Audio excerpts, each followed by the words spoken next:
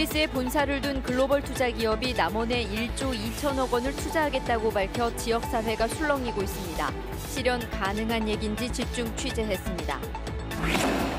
비리가 적발된 유치원 50곳의 이름이 공개됐습니다. 회계 부정 등이 드러났는데 국민적 공분을 산 유치원비 사적 유용은 확인되지 않았습니다. 전라북도 의회가 새만금 신공항에 대한 정부의 신속한 대책을 촉구하고 나섰습니다.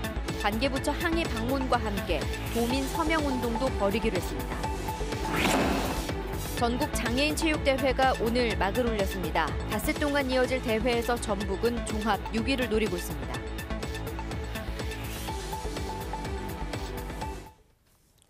여러분 안녕하십니까? JTB 8시 뉴스입니다. 스위스에 본사를 둔 글로벌 투자 기업이 남원에 1조 2천억 원을 투자하겠다고 밝혀 지역사회가 술렁이고 있습니다. 구체적인 투자 계획이 무엇인지 또 실현 가능성은 있는 것인지 집중 취재했습니다. 먼저 하원우 기자의 보도입니다. 내후년 완공을 목표로 공사가 진행 중인 남원 3회 산업단지입니다. 이곳에 제조기업을 유치해 관광에 치중된 산업 구조를 바꿔보자 남원시가 1,000억 원에 가까운 막대한 예산을 들여 산업단지를 만드는 이유입니다. 그런데 스위스에 본사를 두고 있다는 글로벌 투자그룹의 한국법인이 이 산업단지에 무려 1조 2천억 원을 투자하겠다고 밝혀 지역사회가 술렁이고 있습니다.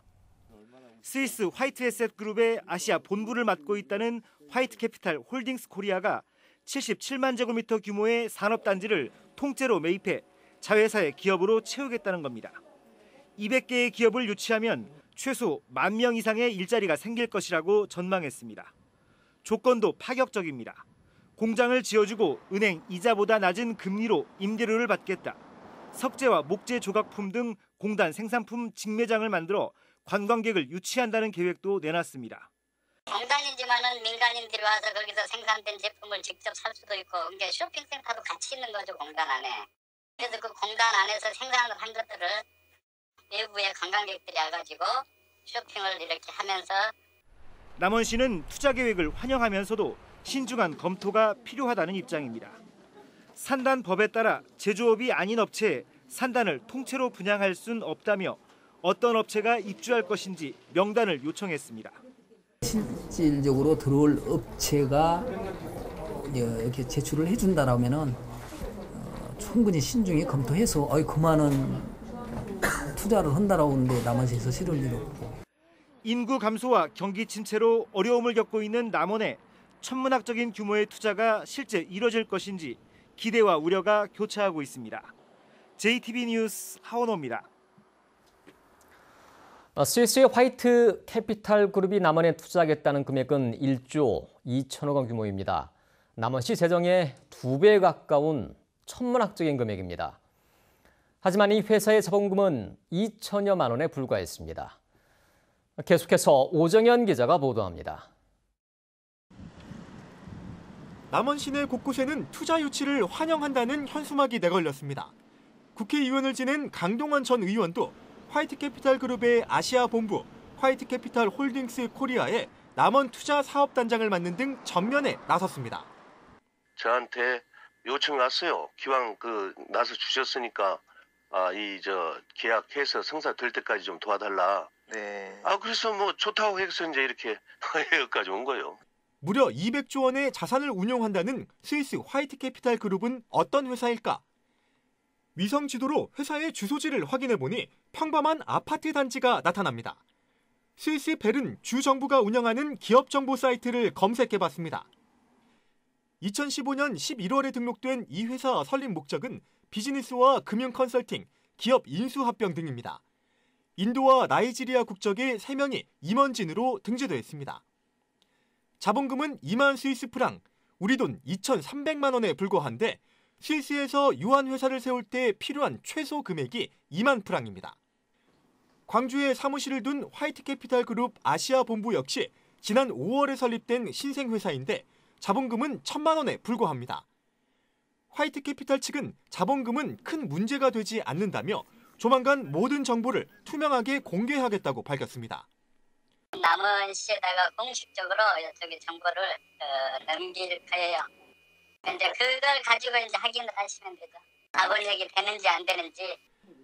남원시에 제출한 투자 설명의 자료 역시 구체성이 떨어집니다.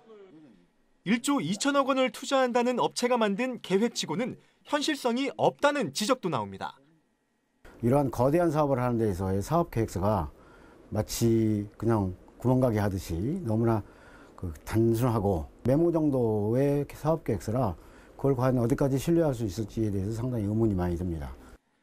천문학적인 투자 계획을 밝힌 해외 기업이 기업 유치에 목마른 남원시의 단비가 될지 아니면 후유증만 남기는 독이 될지 면밀한 검토가 필요해 보입니다. JTB 뉴스 오정현입니다. 전북교육청이 각종 비리 사항이 적발된 유치원 50곳에 대한 감사 결과를 실명으로 공개했습니다. 부적정한 회계 처리 문제 등이 주로 지적됐지만 학부모의 공분을 자아낸 유치원비의 사적 활용 등은 확인되지 않았습니다. 조창현 기자입니다. 전북교육청이 홈페이지에 유치원 감사 결과를 실명으로 공개했습니다.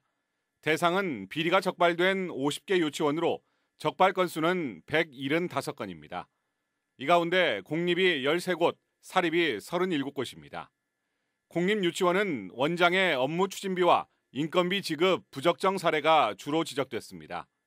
전북교육청은 10개 공립유치원에서 890만 원을 회수 조치했습니다. 사립유치원은 회계 관련 서류를 제대로 구비하지 않거나 예산을 목적 외로 사용한 사례 등이 주로 적발됐습니다. 차량을 구입하면서 계약서를 작성하지 않거나 인가받지 않은 임야를 숲 체험장으로 이용하면서 1,200만 원을 지급한 사례 등도 있었습니다. 하지만 다른 지역 사례에서처럼 상당한 금액을 개인 용도로 사용한 부분은 확인되지 않았습니다. 전북교육청은 비리 사항이 적발된 유치원에 대해 주의와 시정조치 처분을 내렸습니다. 도교육청이 사립 유치원에 대한 감사를 실시한다 하더라도 그 실효성에 있어서는 한계가 있었습니다. 그래서 사립 유치원의 경영의 투명성을 위해서는 사립 유치원에 관련된 법과 더 나아가 사립학교법에 대한 개정이 반드시 필요합니다.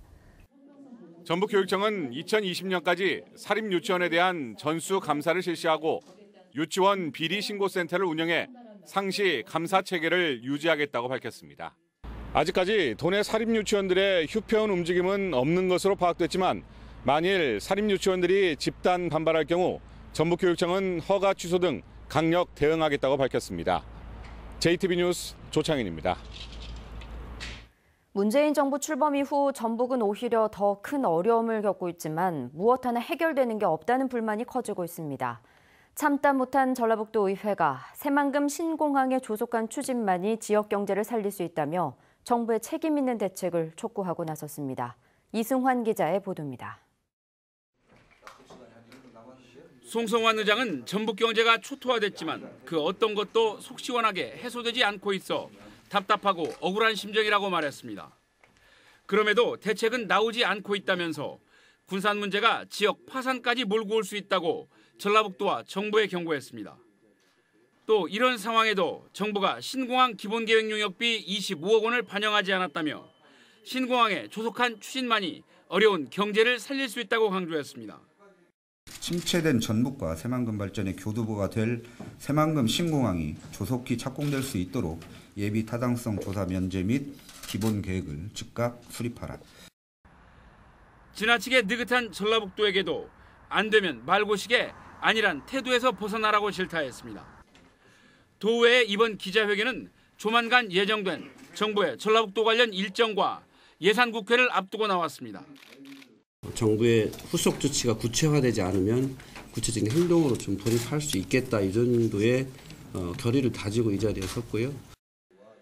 도의회는 기자회견에 이어 대정부 성명을 채택하고 정부의 조치가 없으면 관계부처 항의 방문과 도민 서명운동 등으로 수위를 더욱 높인다는 계획입니다. 문재인 정부가 출범한 지 1년 5개월이나 지났지만 지역 경제는 나락으로 떨어지고 대부분의 현안들은 여전히 불투명한 상황. 정부와 여당이 이번에는 실질적인 대안을 내놓을지 지켜볼 일입니다. JTB 뉴스 이승환입니다. 전국 장애인 체육대회가 막을 올렸습니다. 앞으로 닷새 동안 12개 시군에서 경기가 펼쳐집니다. 전북 선수단은 종합 6위를 목표로 하고 있습니다. 정원익 기자가 보도합니다. 다 함께 굳세게 끝까지 제38회 전국 장애인체전이 시작됐습니다. 주 개최지인 익산을 중심으로 전주와 군산, 정읍 등 12개 시군에서 26개 종목 경기가 이어집니다. 전북 선수단은 역대 최대 규모인 선수 520여 명이 출사표를 던졌습니다. 개최지 가산점을 받으면서 종합순위도 지난해 11위에서 5계단 오른 6위를 바라보고 있습니다. 17개 시도에서 오신 선수분들이 불편함이 없도록 지금 장애인 편의시설에 대해서 많이 중점을 뒀습니다. 특히 우리 메인 스타디움은 전국 최초로 장애인 전용 관람석을 또 만들어놨어요. 지난 13일 폐막한 인도네시아 장애인 아시안게임에서 2관왕에 오른 육상 전민재는 15년 연속 대회 3관왕을 노립니다. 사이클 이도현도 3관왕을 기대하고 있습니다. 자신이 갖고 있는 한국 신기록 경신과 4관왕을 노리는 육상 임준범은 대회 첫날부터 800m에서 금메달을 목에 걸었습니다. 앞으로 경기 3개가 남았는데 그 남은 3개 모두 한국 기록 경신하고 금메달을 딸 수 있도록 노력하겠습니다. 또 배드민턴 손옥자, 롬볼 김승희, 그리고 탁구와 사이클 등에서 새롭게 발굴된 선수들 역시 주목됩니다. 무한한 감동을 전해줄 이번 장애인체전은 다음 주 월요일인 29일까지 닷새 동안 이어집니다. JTB 뉴스 정원익입니다. 정의당 전북도당이 시민에게 욕설을 한 정읍시 의원에 대해서 최고 징계수인 제명 처분을 결정했습니다. 정의당 전북도당은 정읍시 의회 비례대표인 김은주 의원이 지난달 자신의 의정 활동에 항의한 A씨에게 전화를 걸어 욕설과 막말을 한 데 대해서 당원 당규 위반과 명예실추를 사유로 제명했다고 밝혔습니다. 정의당 중앙당은 김 의원이 큰 잘못을 했다며 사죄했지만 제명은 가혹하다며 이의 신청을 함에 따라 다음 달 당기위원회를 열어 제명 여부를 최종 확정할 예정입니다. 전북대병원의 직종별 인력난이 여전히 심각한 것으로 나타났습니다.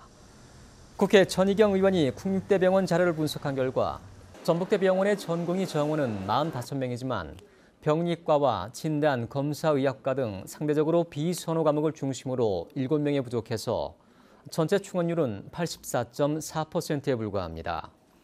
또한 정원이 47명인 약사도 수도권 쏠림 현상으로 11명이나 부족하고 2020년에 약학대학이 6년제로 전환되면 2년간 인력 공백이 생겨 인력난은 더욱 심화될 것으로 보입니다. 전주 국제발효식품 엑스포와 전주 비빔밥 축제가 오늘 함께 개막했습니다. 이뿐만 아니라 눈과 귀를 즐겁게 할 다채로운 행사가 마련돼 있습니다. 송창용 기자가 전합니다. 하나, 둘, 셋! 올해로 16번째를 맞는 전주 국제발효식품 엑스포가 개막했습니다. 순창의 고추장과 된장으로 만든 장육식품과 한국 치즈의 원조인 임실 치즈 제품, 단맛이 나는 베트남 커피와 흑해연한 조지아의 벌꿀과 고추잼까지 전 세계에서 모인 3천여 가지의 상품이 전시 판매됩니다. 여러 가지 시험할 수 있는 먹거리들이 많아요. 발효식품 등 천마, 고추장, 또 이거 건빵 종류, 또 도라지 이런 식품 등을 접해보니까 너무 좋아요. 여기에 각종 체험 프로그램과 수출 상담회, 학술대회 등이 다채롭게 펼쳐집니다. 발효식문화 확산과 건강을 위한 교육 프로그램과 발효의 맛을 직접 체험할 수 있는 상설 체험 프로그램 등 가족 단위의 참여를 위한 행사도 풍성하게 준비되어 있습니다. 김제쌀과 횡성 한우, 제주 당근, 전국 8도에서 모인 16가지 음식 재료가 예천 참기름과 순창 고추장으로 맛있게 버무려집니다. 유네스코 음식 창의 도시 전주에서 펼쳐지는 비빔밥 축제에서는 국내외 요리사의 음식 콘서트와 요리 경연대회, 일반인을 대상으로 한 비빔밥 만들기 등이 진행됩니다. 通过参加这个泉州拌饭，让我觉得咱们的活动非常有意义，而且呢非常值得跟我们中餐相互交流。我希望以后我们会更好的交流饮食方面啊。